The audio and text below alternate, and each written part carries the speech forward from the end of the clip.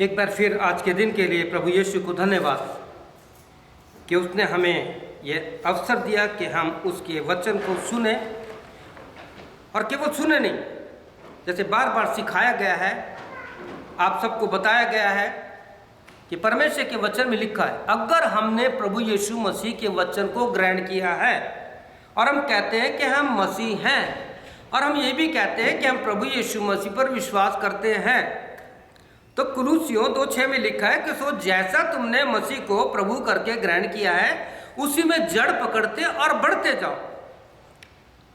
और अगर हमने प्रभु यीशु मसीह को जीवन दिया है और हम कहते हैं कि बाइबल के मानने वाले मसीह लोग हैं हम, तो परमेश्वर के वचन में यह भी लिखा है कुलुस्सियों 3:23 में 3:16 में कि परमेश्वर के वचन को अपने हृदय में अधिकाई से बसने दो। तो प्रियो, आज के दिन जो मेरा विषय है और स्क्रिप्चर रीडिंग है, आप मेरे साथ निकाल लीजिए।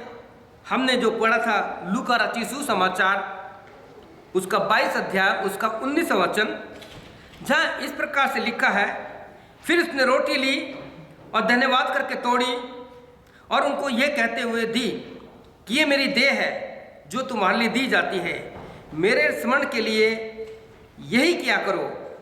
And he took the bread and give thanks and break it and give to them and saying, this is my body which is given for you, this is do in my remembrance. आज का जो विषय लिया मैंने, वो जो विषय है डू इन माय रिमेम्बरेंस, मेरी यादगारी में करना। प्रिय भाइयों बहनों, आज जब सुबह मैं प्रार्थना कर रहा था, मैं इस बात पर सोचते सोचते बहुत दूर चला गया, क्योंकि आज 35 साल की सेवा में मैंने हर कलीसियाओं में, हर परिवारों में इस चीज़ को देखा है कि लोग अपने पूर्वजों को, माता पिता को, भाई बहनों को जो संसार से चले गए हैं, और जब वो दिन आता है तो उसको याद करते हैं और दिन भर, और कई बार तो हर समय उनकी चर्चा करते हैं और उनकी याद में न जाने क्या क्या करते हैं। लेकिन प्रभु यीशु मसीह जो आपके लिए और मेरे लिए, कलीसिया के लिए बलिदान हुआ, उसको कोई याद नहीं करता। जबकि प्रभु यीशु ने कहा था कि डू इन माय रिमेम्बरेंस, मेरी याद में तुम्हें ऐसा करना है। अध्यादेश है, ये टेबल, ये जो मेज है, ये हमें बताती है। और मैंने पहले भी आपको बताया था कि किस प्रकार से हम इन चीज़ों को मानते हैं और किस प्रकार से करते हैं। मैं आपको जो बताना चाहता है, यीशु ने रोटी ली, उसको तोड़ी, और बताया जाता है कि प्रभु ने, यीशु ने रोटी लेकर के अपने चेलों को दिया कि इसे आपस में बांट लो। प्रिय भाई बहनों, प्रभु यीशु मसीह की याद होगा, प्रभु यीशु मसीह कहता है कि मैं जो तुम्हें रोटी दूंगा, मैं जो तुम्हें जल दूंगा, मैं जो तुम्हें भोजन दूंगा, उसको खाने के बाद तभी कभी भूखे न रहोगे। लेकिन हम इन सारी बातों को भूल चुके हैं। आज जो मैं आपके साथ बांटना चाहता हूं वो ये है कि किस प्रकार से हम परमेश्वर के वचन को उस रूप में नहीं लेते जैसे लेना चाहिए। आप जानते हैं कि जितने भी ट्रेडिशनल चर्च हैं, जिन्हें बोलते हैं मेन लाइन चर्च, और आजकल तो पैरा चर्चेस में भी इस प्रकार से हो गए हैं। किसी चर्च में पहले संडे को प्रभु भोज होता है, किसी में दूसरे संडे को होता है, और कई चर्च में तो हर संडे को मनाया जाता है। एक ऐसे रूप में बनाया जाता है कि भाई लेना है तो लेना है। लेकिन प्रिय भाई बहनों, प्रभु का वचन बताता है कि this is a sons day, not SUN Sunday, this is a sons day. ये यीशु मसीह जो हमें पुत्र दिया गया था, जब हम पढ़ते हैं यशाया में, हमें एक बेटा दिया गया, हमें एक पुत्र दिया गया, जब हम उसका दिन बनाते हैं तो क्या वास्तव में हम प्रार्थना के साथ आते हैं कि प्रभु यीशु, ये पहले संडे को आपकी मेज है, रोटी तोड़ी जाएगी, कटोरा लिया जाएगा, हम उसमें भागी रहेंगे।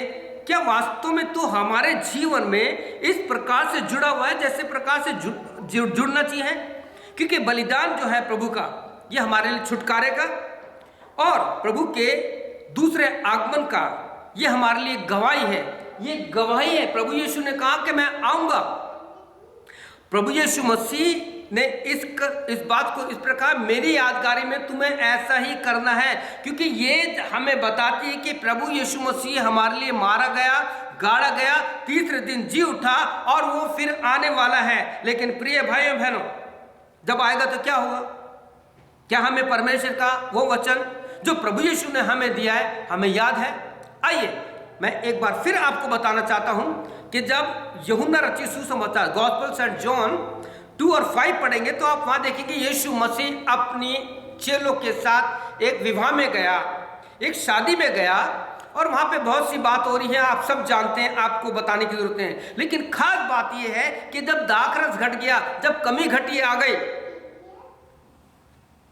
तो तकलीफ हो गई, और यीशु की मां ने यीशु से कहा प्रभु दाखरस घट गया, तो यीशु ने कहा मेरा समय अभी नहीं आया है, अभी मेरा टाइम नहीं है। लेकिन जब समय आया तो यीशु ने जो कहा था, जैसे मरियम ने उनसे कहा था, 2:5 में लिखा है, जब यीशु ने कहा मेरा समय नहीं आया तो मरियम ने लोगों के पास जाके क्या, क्योंकि उसकी मां को पता था कि अपने समय पे काम करता है, तो उसने लोगों से कहा कि जो कुछ ये तुमसे कहे, जैसा ये तुमसे कहे वैसे ही करना। प्रिय भाई और बहनों, ये पवित्र शास्त्र बाइबल है। आज हम इसे पढ़ते हैं, पहली बात तो बहुत कम लोग पढ़ते हैं, टाइम ही नहीं है, टाइम ही नहीं है, उठाने का टाइम नहीं है प्रिय भाइयों बहनों। और अगर पढ़ते भी लिए तो बस खोलते हैं और जो सामने आ गया पढ़ लिया है। ये तरीका नहीं है पढ़ने का। आप अपने घर में जाते हैं, ऐसे नहीं है कि इधर से थोड़ा लिया उधर थोड़ा लिया, ढक्कन खोला, कच्ची दाल खा ली, ऐसे लेके नहीं खा लेते आप लोग। आप उसे प्रिपेयर करते हैं, अपने आप को तैयार करते हैं, सोचते हैं कि हमें जो घर में बनाना है उसको कैसे हम बनाएंगे और कैसे खाएंगे, कैसे लोगों को अच्छा लगेगा। प्रिय भाइयों बहनों, ये वही वचन है, ये जीवन की रोटी है, ये जीवन का भोजन है जो हमारे लिए दिया गया है। यहाँ पे प्रभु यीशु मसीह की मां ने कहा था कि जो कुछ तुमसे कहे वही करना। क्या आज हम कर रहे हैं? यीशु ने कहा मेरी यादगारी में करना, do it in my remembrance, मेरी याद में तुम ऐसा करना। होता क्या है कि हम वो करते हैं जो हमें अच्छा लगता है, हम वो करते हैं जो मेरे पति को अच्छा लगता है, हम वो करते हैं जो मेरी पत्नी को अच्छा लगता है, हम वो करते हैं जो हमारी कलीसिया के लोगों को अच्छा लगता है, हम वो करते हैं जो संसार को अच्छा लगता है। हम कैसे दिखाई देते हैं? सवाल ही उठता है, सवाल ही उठता है हम प्रभु की दृष्टि में कैसे दिखाई देते हैं? आत्मिक रूप से और शारीरिक रूप से, मानसिक रूप से हम प्रभु की दृष्टि में कैसे हैं? प्रिय भाई और बहनों, मैं आपको बताना चाहता हूं कि जब जो कुछ मैंने लिखा है यहाँ पे, जो आपके साथ बांट रहा हूं, प्रभु की निगाहें हमारे मन पे रहती हैं। परमेश्वर के वचन में लिखा है कि परमेश्वर हमारे मन से पड़ा है और सब कुछ जानता है। पवित्र शास्त्र बाइबल में इस प्रकार से लिखा है, प्रभु ने कहा मेरी यादगारी में ऐसा करना, और मरियम ने कहा जो कुछ तुमसे कहे तुम्हें वैसा ही करना है। रहने का, उठने का, सोचने का, समझने का। परमेश्वर के वचन में अगर पवित्र शास्त्र बाइबल में आप अगर मैथ्यू 23 चैप्टर पढ़ेंगे तो आप उसको गौर से पढ़ेंगे, और जब 23 चैप्टर में आज आपको दे रहा हूं, पढ़िएगा, उसमें 7 बार आया वाओ हाय तुम पर। प्रभु का वचन किस रूप में कहता है तुम पर हाय? सवाल ही उठता है प्रिय भाई बहनों, हम चर्च क्यों आते हैं? हम प्रभु की मेज में भाग क्यों लेते हैं? केवल एक रीति रिवाज है? नो, हम अगर इसको ठीक रूप से नहीं लेते, जैसे परमेश्वर के वचन में लिखा है कि जैसा तुमसे कहा जाता है वैसा करोगे तो यू आर ब्लेसेड। यहां पवित्र शास्त्र बाइबल में 7 बार लिखा है कि उसमें से कुछ एक वचन मैं लिखना चाहता हूं। कहता है तुम पर भाई, तुम कटोरा थाली को बार बार से मांजते हो। फिर उसमें आगे भी कहता है कि तुम उस चुना हुई कब्र के समान हो जो ऊपर से बहुत अच्छी दिखाई देती है। पिछले दिनों जब मैं अमेरिका में था, हमने जहाँ पे सोल्जर्स की शहीद हो गए हैं उनकी कब्रों को देखा तो बहुत से लोगों के मुंह से सुना ये कब्र कितनी अच्छी है ना। क्या कब्र अच्छी होती है? क्या है कब्र अच्छी होती है क्या? कभी कोई चाहेगा कि मेरी कब्र अच्छी हो? बहुत समय, कल भी हम बात कर रहे थे, एक बहन की मैंने बात बताई कि एक समय की बात है, एक बहन ने कहा उसकी मौत कितनी अच्छी हुई है ना, कितना अच्छा मरा है ना वो। कोई मरना चाहेगा क्या? है ये सोचिए, हमारी सोच कहां चली गई है। अरे पवित्र शास्त्र बाइबल में 1 कुरिन्थियों 15 में लिखा है कि जो सबसे बैरी मौत है वही नाश किया जाएगा। आज आपके और हमारे बीच में जो गैप है, जो प्रभु से मिलने नहीं दे रही, वो है मौत। लेकिन मैं कहता हूं कि जो प्रभु यीशु मसीह में सोते हैं वो धन्य है। फर्स्ट थिस्सलुनीके 4 अध्याय पढ़िए, वहां पे लिखा है कि जो हमसे पहले चले गए वो हमसे धन्य है, क्योंकि सारी बातों से छूट गए हैं। प्रभु का वचन कहता है तुम अपने आप को देखो कि बाहर से तुम कैसे दिखाई देते हो, अंदर से तुम कैसे हो। परमेश्वर के वचन में लिखा है। और ये सारी बातें इसलिए होती है कि जब हम इस मेज में शामिल होते हैं, रोटी को लेते हैं। मैंने जैसे अभी हम जब प्रार्थना कर रहे थे आपको बताया कि चाइना में फिर परसिक्यूशन शुरू हो चुका है। आप लोग cbn.com लगा करके न्यूज़ सुन लेना, वहाँ पे सारी क्रिश्चियन न्यूज़ आती है। तो वहाँ पे चाइना में, कोरिया में, चाइना में, इधर, लेकिन चाइना में फिर शुरू हो गया। कैसे?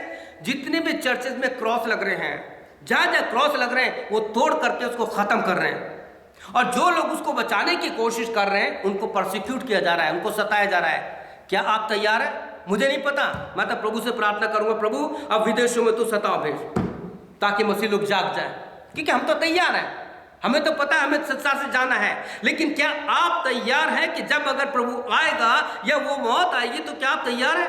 सवाल ही उठता है। प्रिय भाइयों बहनों, अब हमारे लिए मौत से, हमारे जीवन से हमारा प्रभु चाहता है कि हम जाग उठें, कि हम प्रभु के कार्य में आग बढ़ें।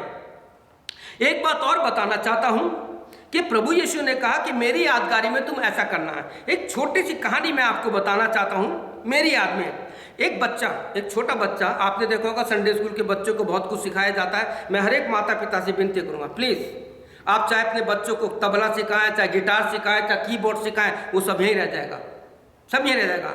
लेकिन अगर आप लोगों ने संडे स्कूल में जो महीने में, हफ्ते में एक बार लगता है, अगर उनको बच्चों को शिक्षा नहीं दी, घर में शिक्षा दी जाती है वो अलग होती है, और जो चर्च में शिक्षा दी जाती है वो अलग होती है। अगर वो शिक्षा नहीं दी तो प्रिय भाइयों बहनों, जैसे आज आप देख रहे हो विदेशों में क्या हो रहा है, माँ बाप 16 साल के बाद, जब बच्चे 18 साल के होते हैं, मैंने बहुत से माँ बाप को देखा है आंसू बहा रहे हैं। वो कह रहे पास्टर बच्चों के लिए प्रार्थना करो। हमने कब क्या करें हैं? जब बच्चा घोंसले में था, जब उसको खिलाना चाहिए था, जब तो खिलाया नहीं, और जब पर आ गए वो घोंसला छोड़ के उड़ गया तो माँ भी कह रहे वो बच्चा कहाँ गया, पापा कह रहे कहाँ गया। प्रिय भाइयों बहनों, बात सीरियसली मैं कह रहा हूँ, इस समय हम अंतिम दिनों में रह रहे हैं। एक बच्चा जो था, स्कूल की छुट्टी हुई और घर में बड़ा चिल्लाता है, मम्मी मम्मी देखो टीचर ने हमें क्या दिया है। और उसके हाथ में एक फ्लैग था छोटा सा अपने भारत देश का, उसको हिला के कहा, मम्मी मम्मी देखो टीचर ने हमें ये फ्लैग दिया है और हमें बताया गया है कि झंडा, यानी फ्लैग हमारी स्वतंत्रता का चिन्ह है, ये झंडा हमारी स्वतंत्रता का चिन्ह है। और बताया कि ये झंडा हमें तब मिला जब हमारे देश में आज़ादी मिली, हमें गुलामी से छुट्टी मिल गई। आपको पता है गलशियंस में क्या लिखा है? अगर गलती 5:1 पढ़ेंगे तो वहां लिखा है परमेश्वर ने तुम्हें स्वतंत्र किया है। ये स्वतंत्रता, ये जो फ्रीडम है आपके लिए संसार का कारण नहीं बन जाए। लोग कहते हैं हमारी फ्री विल है, हमारी इच्छा है, हम कुछ करें, तुम कौन होते बोलने वाले? कोई नहीं, परमेश्वर कहता है कि मेरी यादगारी में तुम करना, क्योंकि जो कुछ तुमसे कहा जाता है अगर ऐसा करोगे तो तुम धन्य हो। तो उस बच्चे ने कहा कि मम्मी मम्मी ये झंडा हमें बताया गया टीचर ने कि तुम्हें इसका आदर करना है, और जब भी तुम झंडा लेते हो, देखते हो, अपने देश का झंडा देखते हो तो याद करना कि हमारा देश कभी गुलाम था, अब हम आज़ाद हैं। परमेश्वर वचन लिखा है कि जब हम इस टेबल को लेते हैं, जब आप घर में रोटी तोड़ते हैं, मैंने पहले बताया था, जब कभी आप रोटी खाते हो और तोड़ते हो, और जब कभी पानी पीते हो, जूस पीते हो, कैसे भी लिक्विड।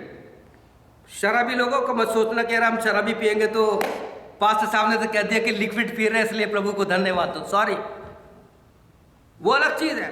लेकिन जो आपके जीने का कारण है, जो आपको जिंदा रखती है, खाने और पीने की चीज, आप जब पीते हो तो कहो प्रभु मैं सोचता हूं कि तेरा लहू मुझे याद दिला रहा है। प्रभु जब मैं रोटी तोड़ रहा हूँ, बिस्कुट तोड़ रहा हूँ, ब्रेड तोड़ रहा हूँ, कोई सी भी तोड़ने की चीज खाता हूँ, ऐसा लग रहा है प्रभु तेरा बदन आज भी मैं तोड़ता हूँ, तेरे बदन को मैं मारता हूँ प्रभु यीशु मसीह। मेरी यादगारी में ऐसा करना। अचानक जब बच्चे की माँ ने पूछा बेटा तुम्हारा स्वेटर कहाँ है? अब दुनिया, अरे मम्मी वो तुम्हें चर्च में भूल ही आया, स्कूल में भूल ही आया। मम्मी ने कहा कल जब तुम स्कूल जाओगे तो मैं तुम्हारे हाथ में एक कपड़ा बांध दूंगी। वो थोड़ा झाँपा, कहा मम्मी आप ऐसा क्यों करोगी? उसने कहा बेटा वो कपड़ा तुम्हें याद दिलाएगा कि तुम्हें तुम्हारा स्वेटर स्कूल से लेना है। प्रिय भाई बहनों, माँ ने उस बच्चे को कहा कि ये कपड़ा तुम्हें याद दिलाएगा। क्या ये प्रभु की मेज हमें याद नहीं दिलाते? क्या घर में रोटी तोड़ते हैं, टेबल पे हम अपने परिवार के साथ भोजन खाते हैं? हम अपने परिवार में जब भी खाना खाते हैं या जो कैसा भोजन होता है, मैं हमेशा कहता हूँ thank you Lord for this holy communion. रोटी भी है, पानी भी है, सब कुछ है, जूस भी है, तेरी महिमा हो। करके देखिए, ये बात कहा है मैंने आपको, कहा है। और दूसरे दिन बच्चा गया और स्कूल में गया तो उसको ये याद दिलाया, उसने वो स्वेटर लिया और घर पे आ गया। मैं चाहता हूं कि हम इन सारी बातों को याद रखें ताकि प्रभु यीशु मसीह की मेज में शामिल होते हुए हम इस बात को याद रखें कि जैसा मरियम ने कहा था कि जैसा वो तुमसे कहता है तुम्हें वैसा ही करना है। जैसा प्रभु ने कहा था, ये रोटी है जो मैं तुम्हें इसलिए देता हूं कि तुम मेरी देह को, मेरी मौत को याद करो। प्रिय भाई और बहनों, हम प्रभु की मेज को इसलिए सीरियस नहीं लेते क्योंकि हम पहला कुरिन्थियों उसका 11 अध्याय 23 से लेके आखिर तक उसकी गंभीरता को नहीं पढ़ते। मैं पढ़ूंगा नहीं, आपसे कह रहा हूं, अगर वास्तव में अगर पवित्र आत्मा आपको अगुवाई करता है, यदि आप वास्तव में आज प्रभु की मेज में शामिल हो रहे हैं, यदि वास्तव में आज कटोरा लेकर के प्रभु के लहू को याद करते हैं, तो घर जाकर के पहला कुरिन्थियों 15 अध्याय उसका 23 से आखिर तक पढ़ लेना, जहां पे लिखा है कि कोई अनुचित रीति से भाग ना ले। क्या है अनुचित रीति? पूछ लेना अगर आपको इस बात में कुछ शंका है कि भाई हम जानना चाहते हैं कि पौलुस ने जब प्रभु यीशु मसीह ने रात को पहली बार भोजन खाया, उस समय पौलुस नहीं था। पौलुस प्रभु के सेवकों को मारने में और सताने में मशरूफ था, लेकिन दमिश्क के रास्ते पे जब प्रभु की मौत से उसकी मुलाकात हो गई, जब प्रभु यीशु मसीह की उससे मुलाकात हो गई, तो परमेश्वर ने उसको वो दर्शन दिया और जो उसने प्रभु की मेज के लिए लिखा है, जो उसने प्रभु भोज के लिए लिखा है, प्रिय भाई बहनों, उसको हमें फॉलो करना है ताकि हम प्रभु यीशु मसीह की मौत को अपने शरीर में लेकर के फिर सकें। जैसे पौलुस ने कहा, मैं मसीह की देह में अपनी देह को समझता हूं। हम सारी बातों में इस चीज को देखें कि किस प्रकार से परमेश्वर का वचन हमें इन सारी बातों की आज्ञा देता है और कहता है कि जब कभी तुम इसमें शामिल होते हो तो मेरी मौत को तुम हमेशा याद करना है।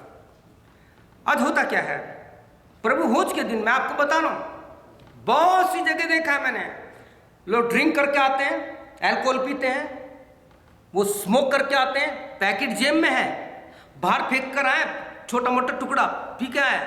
कुछ लोग कुल्ला करके आते हैं और उसके साथ में, क्या ये ठीक है? यह अनुचित है प्रभु के वचन में? सवाल ही होता है। हमें अपने आप को पवित्र करना, ये मैं आपको इसलिए कह रहा हूं कि हम आने वाले दिनों में अपने आप को तैयार कर लें कि जब प्रभु यीशु मसीह के सामने खड़े हों तो हम प्रभु यीशु मसीह से एक ही शब्द सुने। व्यक्तिगत मेरी तो एक ही इच्छा है कि प्रभु कह सके, धन्य मेरे विश्वासी दास, तू तो थोड़े में विश्वास होगा। जो थोड़े में, जो ज्यादा में विश्वास योग्य नहीं है, वो कभी भी विश्वास नहीं हो सकता है। सवाल ये होता है, प्रभु यीशु मसीह ने सब कुछ दिया, हम क्या दे रहे हैं?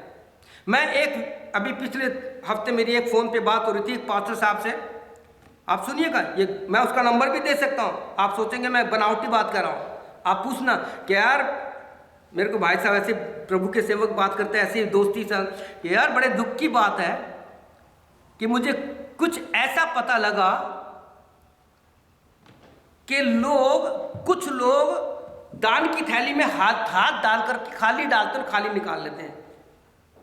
दुख की बात है, कुछ लोग एक सिक्का डाल करके हट जाते पीछे। प्रभु के वचन में लिखा है हमारे देने का स्तर क्या है? सवाल उठता है। प्रिय भाई और बहनों, जब तक हम अपना जीवन प्रभु को नहीं देंगे हम कुछ भी नहीं दे सकते। मैंने पिछले दिनों बहुत सी बात बताई है कि बहुत से लोग जो लड़ते रहे इन संसार की दौलत के पीछे, पैसे के पीछे, वो चले गए। और मुझको इतिहास का एक उदाहरण बहुत अच्छा लगता है कि जब सिकंदर राजा, जिसने पूरी दुनिया पे जीत प्राप्त की, तो मरने से पहले उसने कहा था कि मेरे फ्यूनरल के समय मेरे हाथ बाहर निकाल के रख देना, ताकि लोगों को पता लगे ये राजा जिसने दुनिया पर जय प्राप्त की आज ये खाली हाथ जा रहा है। प्रिय भाई बहनों, पौलुस ने ठीक यही बात आपके लिए और मेरे लिए रखी है, इस कलीसिया के लिए रखी है कि ना हम जगत में कुछ लाए हैं और ना जगत में ले जाएंगे। अगर हमारे पास खाने और पहनने के लिए है तो उसी पर संतोष करें, क्योंकि मरियम ने कहा था कि जो कुछ तुमसे ये कहे वही करना। कौन? जो कुछ यीशु तुमसे कहे वही करना। यीशु कौन है? सवाल ही उठता है आज के युग में यीशु कौन है? लोग कहते हमने देखा नहीं है। परमेश्वर क्या तुमने इस ऑर्डिनरी पेपर पे, इस साधारण पेपर पे जो वचन लिखे हैं वो यीशु मसीह के वचन हैं। यीशु मसीह का नाम है वचन। यूहन्ना 1:1 में लिखा आदि में वचन था, वचन परमेश्वर के साथ था और वही वचन परमेश्वर था। और 14 वर्ष में लिखा है वचन देहधारी हुआ, वर्ड बिकेम फ्लैश। और परमेश्वर के वचन में बार बार मैंने आपको याद भी कराया, रेवलेशन 19:30 में लिखा है कि प्रभु यीशु मसीह का नाम परमेश्वर का वचन है। और उसी वचन के लिए मरियम ने कहा था, क्योंकि अपने बेटे को जानती थी कि वो सारे काम समय पे करता है, और प्रभु यीशु मसीह की उस बात को लोगों से कहा कि जो कुछ ये तुमसे कहे वही करना। क्यों? निकाल लीजिए अपनी बाइबल, खोलिए परमेश्वर के वचन में से कि परमेश्वर का वचन आपके लिए आज क्या कह रहा है। अगर हम परमेश्वर के वचन को नहीं मानते तो इफिशियन 4:30 मैं आपके लिए पढ़ रहा हूं, आप भी पढ़ सकते हैं। इफिसियों की पत्री उसका 4:30 में लिखा है, और परमेश्वर की पवित्र आत्मा को शोकित मत करो, and do not grieve the holy spirit of God. कहता परमेश्वर के आत्मा को शोकित मत करो। उसके बाद आप एक वचन और पढ़ सकते हैं, 1 थेसलोनिकन 5:19 में लिखा है, आत्मा को ना बुझाओ, do not quench the spirit of God. परमेश्वर के पवित्र आत्मा को ना बुझाओ। मरियम ने और परमेश्वर के वचन में आपसे बार बार कह दिया है, और मौसेस की भी लॉ में भी लिखा है कि जो कुछ तुमसे परमेश्वर का वचन कहता है, ना तो दाएं मुड़ना ना बाएं मुड़ना, आगे देखना, क्योंकि तुम्हारा निशान प्रभु यीशु मसीह है। पौलुस ने कहा कि मैं निशाने की ओर दौड़ा चला जाता हूं ताकि उस इनाम को पाऊं जो उसने मेरे लिए रखा है। प्रिय भाई और बहनों, मैं आपसे एक बात और कहना चाहता हूं, ये आप सब अपनी बाइबल में निकालिए, पढ़िए, सब निकालिए। यूहन्ना 13 चैप्टर, यूहन्ना जॉन गॉस्पेल चैप्टर 13 उसका 17 वर्ष हम सब साथ पढ़ेंगे। निकाल लीजिए, मैं भी आपके साथ पढ़ूंगा, हम सब जोर से पढ़ेंगे इस चीज को। प्लीज निकाल लीजिए, open your Bible, John 13 and 17, English में, हिंदी में, पंजाबी में, what ever the language. I thank God our God is the God of languages. हमारा परमेश्वर भाषाओं का परमेश्वर है। हमारा झगड़ा ना रंग पे है ना भाषाओं पे, हमारा झगड़ा इस बात पे है कि परमेश्वर के वचन में लिखा है कि जो कुछ वो तुमसे कहता है तुम वैसा करो। ये हमारा झगड़ा है। पढ़े, निकालेंगे? सबने निकालिए, हाथ खड़ा के बता, सबने निकाल लिए प्लीज। तैयार है? चलो पढ़ते हैं अपन। आप जोर से पढ़िएगा प्लीज, मेरे कान तक आवाज आनी चाहिए। जॉन 13 and 17, या स्टार्ट जोर से, 1 2 3 स्टार्ट, पढ़िए। क्या लिखा है? दोबारा पढ़िए। When you are blessed, when you are blessed, listen, are you coming the time in the time your church? अगर हम परमेश्वर के समय के अनुसार दिया गया चर्च नहीं आते, we are not blessed। परमेश्वर ने वचन में कहा कि तुम्हें ऐसा देना, नहीं देते, वी आर नॉट ब्लेस्ड। मैं आपसे नहीं कह रहा, मैं सबसे कह रहा हूं, इस जर्नल है, पूरे वर्ल्ड को सबसे कहना चाहता हूं, अगर आप परमेश्वर के वचन को जानते हैं, मरियम ने कहा था कि तुम जैसा वो कहता है वैसे ही करना, और यीशु ने कहा मुझे याद रखना, रिमेंबर इन माई, रिमेंबर मी, मुझे याद रखना। प्रिय भाइयों बहनों, क्या हम पूरी पवित्रता के साथ इसमें शामिल रहते हैं? हम अपने लोगों को यही कहना चाहते हैं कि जो कुछ परमेश्वर के वचन में लिखा है, साफ या लिखा है, तुम तो ये बातें जानते हो, यदि उस पर चलते हो तो धन हो। You know these things, if you do them you are blessed. Luke 11:28। उसने कहा धन्य है वे जो परमेश्वर का वचन सुनते और मानते हैं। इसलिए परमेश्वर के वचन में लिखा है, जिनके कान हैं और जिनके आंख है, अगर वो कान रहते हुए नहीं सुनते आंख रखते हुए नहीं देखते तो वो पाप में पड़ चुके। प्रभु यीशु ने कहा, इसी चैप्टर में लिखा है कि अगर तुमने सुना होता और उसके अनुसार चलते हो तो तुम पापी नहीं ठहरते, लेकिन अब सुनते हो, देखते हो, लेकिन उस पर नहीं चलते तो यू आर नॉट ब्लेस्ड। ये मेरा शब्द नहीं प्रिय भाई, हो रहा हमें अपने परमेश्वर को, जैसे हम संसार की सारी बातों को पहला समय देते हैं और उससे ज्यादा देते हैं, सवाल ये उठता है जिस दिन हम प्रभु के सामने खड़े होंगे तो क्या जवाब देंगे? सवाल यह, प्रभु कहेगा तुमने मेरे दिन को जैसा मैंने कहा था तुमने नहीं मनाया। जरूर पढ़िए घर जाकर के 1 Corinthians 11 चैप्टर 23 टू ऑनवर्ड्स जरूर पढ़िएगा। जब मैं आपसे कहता हूं पढ़िएगा तो पढ़िएगा। परमेश्वर के वचन में लिखा है, धन्य है वो पुरुष, आप Psalm 40 वर्ड पढ़ेंगे तुम्हारी का, धन्य है वो पुरुष, मैं इसको ऐसे पढ़ता हूं, धन्य है वो पुरुष, धन्य है वो स्त्री, धन्य है वो जवान, धन्य है वो भाई, धन्य है बहन जो परमेश्वर पर भरोसा रखता है। सब रखते हैं। लास्ट संडे याद है आपको मैंने जो मैसेज दिया था कि आप कब परमेश्वर की साक्षी बनेंगे? आने वाले संडे को उसका हम दूसरा भाग देखेंगे हम, कि बाइबल में किस प्रकार से किस किसने गवाही दी प्रभु यीशु मसीह की। हमारा मुंह बंद है, हम बताते नहीं लोगों को। मैं बहुत से ऐसे लोगों को देखता हूं, मैंने कई ऐसे सभाएं अटेंड की जहां मुझे एज ए स्पीकर बुलाया गया, जहां पे उनके मित्र अन्य जाति में आए तो पता है क्या कहते हैं? पास्टर साहब थोड़ा देना क्योंकि हमारे अन्य जाति लोग भी आए, बुरा ना मान जाए। वाह, कितना शेम की बात है। हम तो उनको वचन सुना रहे हैं और हमसे माना कहा जाता है कि आप थोड़ा ही लेना क्योंकि हमारे दोस्त लोग आए वो अन्य जाति हैं, उनसे पूछो, वो खड़े होकर सबको बताते हैं। लेकिन हम प्रभु की गवाही देते हुए शर्माते हैं। It's a testimony of Jesus Christ in my remembrance, मेरी याद में तुम ऐसा करना। प्रिय भाइयों बहनों, बड़ा दुख होता है कभी कभी हम इन बात पे सोचते हैं। रोना तो हमारी एक जिम्मेवारी बन गया है कलीसियाओं के लिए, लोगों के लिए, कि धन्य वो भाई, वो धन्य बहन जो कहता है मैं प्रभु पर भरोसा रखता है। अरे दुनिया रखती है, लेकिन प्रभु ने मेरे को इस वचन का अर्थ सिखाया था। हो सकता है 1982 में 83 में पूरा ठीक से याद नहीं, लेकिन जो भी सिखाया था, कहा था जब भी तू इस वचन को लोगों को शेयर करता है तो ये बताइयो कि जो कहता है मैं परमेश्वर पे विश्वास करता हूं, मैं परमेश्वर विश्वास करती हूं, हम तो धन्य लोग हैं। तो वचन में लिखा है यदि तुम इन बातों को जानते हो और करते हो तो धन्य है। लेकिन एक बात और है, वो व्यक्ति, वो भाई बहन, जवान, पति पत्नी और भी धन्य है जिस पर परमेश्वर भरोसा रखता है। आमीन। अगर आज संसार में क्या हो रहा है, आज परिवार क्यों टूट रहे हैं, परिवार क्यों नहीं बन रहे? पहली बात तो आजकल तो शादी होती नहीं है, ऐसे ही रह जाते हैं। मैं साफ कह रहा हूं आप लोगों से, यह परमेश्वर के वचन के विरोध में है। क्यों? क्योंकि वचन में लिखा है कि हम इन अंतिम दिनों में लिखे हैं और ये सारी बातें इसलिए होगी ताकि इन बातों को देखने के बाद हम सावधान हो जाएं। क्योंकि अगर मैं या आप एक दूसरे पर विश्वास नहीं करते तो हम जिम्मेवारी कभी नहीं सौंपेंगे। आज इस कलीसिया में बहुत से लोगों को जिम्मेवारी सौंपी गई है, अगर हम उसको नहीं फॉलो कर ले वी आर नॉट ब्लेस्ड। मैं साफ कर रहा हूं आप लोगों से, केवल हम चर्च में इसलिए आते हैं क्योंकि यहाँ का तो माहौल ही अलग है। गवर्नमेंट के लोग शादी कर देते हैं, गवर्नमेंट के लोग फ्यूनरल दे देते हैं, सब कुछ सरकार के लोग कर देते हैं, प्रभु के लोग कुछ नहीं करते। तो बताइए क्या आशीष होगी? सोचिए कितने दुख की बात है। We are living in the last hour, we are living in the last time. So my dear brothers and sister, मैं आप लोगों से कहना चाहता हूं इन अंतिम दिनों में,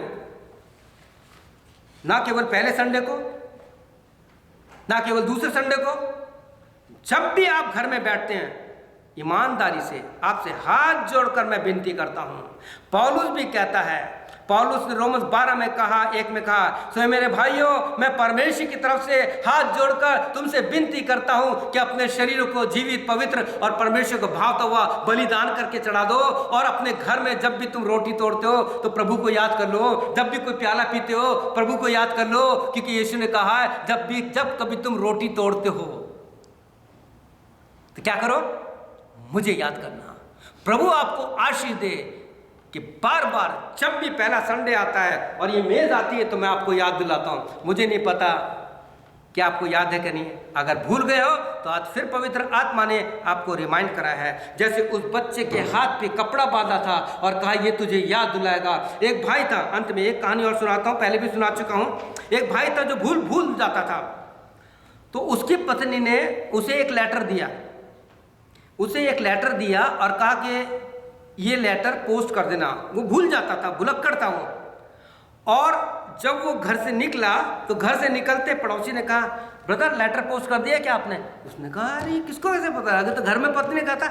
आगे गया, हो सकता है बस में बैठा होगा, बस में से चढ़ा होगा, तो किसी ने कहा आपने लेटर पोस्ट कर दिया। उसको बड़ा चंबस। जब वो ऑफिस गया तो ऑफिस में घुसते ही एक व्यक्ति ने कहा कि भाई आपने लेटर पोस्ट कर दिया। बड़ा तकलीफ हुई।